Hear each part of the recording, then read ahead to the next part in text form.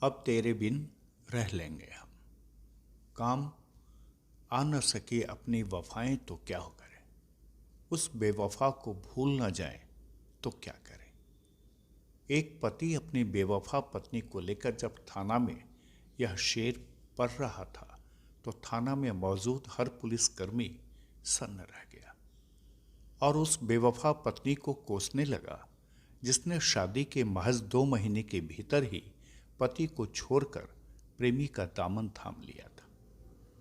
थाना में मौजूद थानेदार युवक की शायरी को गौर से सुनने के बाद सोचने लगा कि 1.25 साल तक एक लड़की से प्यार करने के बाद पिछले 27 अप्रैल को उसके साथ पूरे धूमधाम से शादी के बंधन में बंधने वाले युवक में आखिर क्या कमी थी कि दुल्हन ने किसी और का दामन थाम लिया।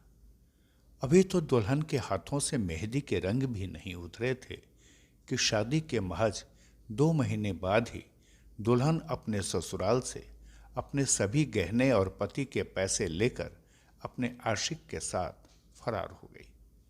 यहां तक कि उसने उस मंगलसूत्र को भी अपने साथ ले गई जिस मंगलसूत्र को उसके पति ने उसे पहनाया था।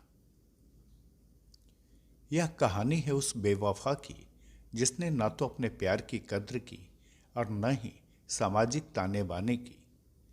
पिछले 27 अप्रैल को राजधानी पटना से सटे नौबतपुर थाना क्षेत्र के रौनिया गांव निवासी लालदेव यादव के पुत्र सत्यानंद की शादी मनेर थाना क्षेत्र के रेवा लीला टोला निवासी उमेश यादव की बेटी रानी कुमारी उर्फ सुमन से हुई थी। सत्यानंद बताते हैं कि उन्होंने रानी कुमारी से प्रेम विवाह किया था। शादी से करीब 15 महीने पहले रानी कुमारी से सरे बाजार उनकी मुलाकात हुई थी। पहले ही मुलाकात में दोनों की नजरें मिली और दोनों ने इस प्यार को शादी का नाम देने का फैसला ले लिया। सत्यानंद और रानी अपनी पहली मुलाकात के करीब 15 महीनों तक प्रेम संबंध में रहे। फिर विगत 27 अप्रैल का दिन आया जब दोनों ही परिवार की आपसी रजामंदी के बाद पूरे हिंदू विधि विधान से दोनों की शादी कर दी गई। शादी के बाद रानी अपने ससुराल में रहने लगी, लेकिन ससुराल में रहने के दौरान ही सत्यानंद ने रानी में कई बदलाव देखे। वह अक्सर अपने ससुराल में छुप छुप कर मोबाइल फोन से किसी और से बात करती थी। सत्यानंद ने जब इसके बारे में रानी से पूछा तो उसने बताया कि वह जिससे फोन पर बात करती है वह रिश्ते में उसका भाई लगता है। सत्यानंद बताते हैं कि उसकी पत्नी रानी कुमारी की यह हरकत लगातार बढ़ती गई और वह ससुराल में अलग कमरे में रहने लगी। फिर क्या था, वह रात रात भर अपने नए आशिक से फोन पर बातें किया करती थी। इस मामले को लेकर पति और पत्नी में कई बार तीखी नोकझोंक भी हुई, लेकिन मामला नहीं ठंडा हुआ। सत्यानंद बताते हैं कि इस बीच विगत 20 जून की दोपहर में रानी अचानक अपने ससुराल से गायब हो गई। घर वालों ने उसकी तलाश करना शुरू किया। तब पता चला कि रानी अपने ससुराल से अपने सभी गहने, नकदी और मंगलसूत्र तक साथ लेकर अपने आशिक के साथ चली गई।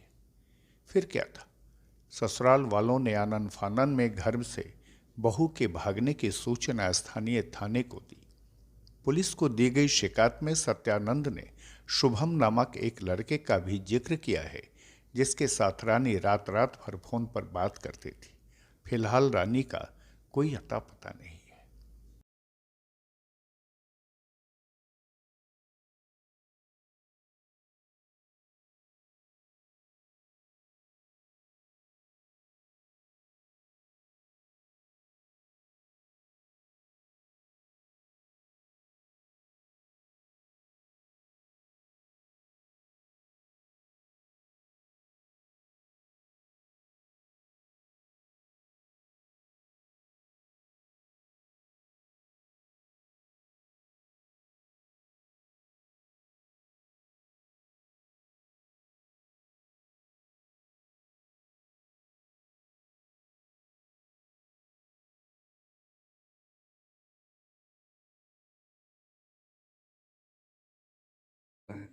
मामला यही था कि वो शादी के बाद वो दूसरे संपर्क लड़का से रहता था और कहाँ हमारे के लड़का के संपर्क में? और ये वहीं के शुभम नाम के बलुआ के लड़का था। मायके के हैं?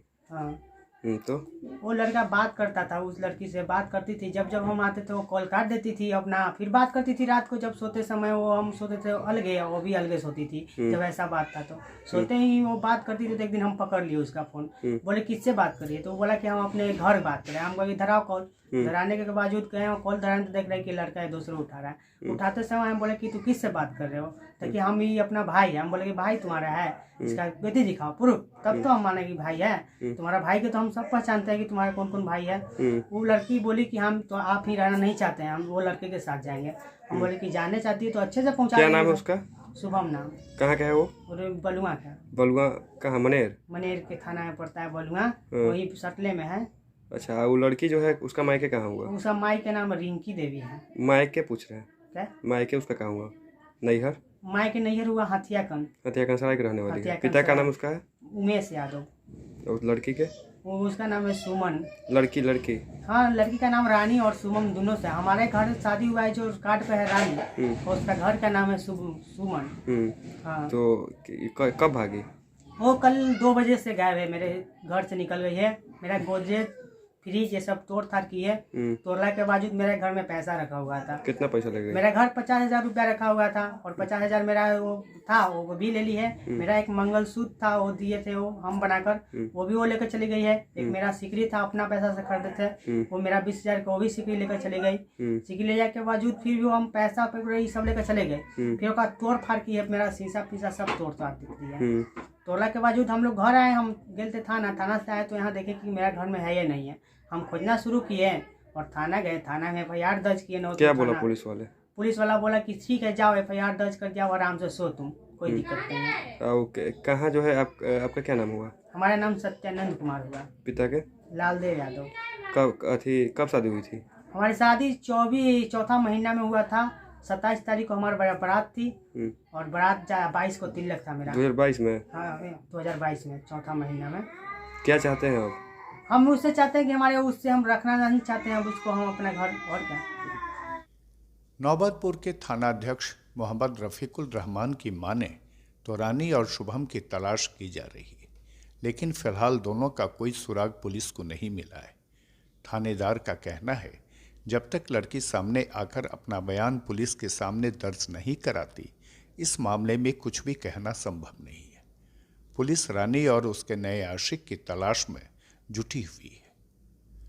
बहरहाल, पहले प्यार और अपने प्यार को शादी के अंजाम तक पहुंचाने वाले आशिक सत्यानंद पत्नी की बेवफाई पर कहते हैं कि बस बहुत हुआ, अब तेरे बिन भी जी लेंगे हम।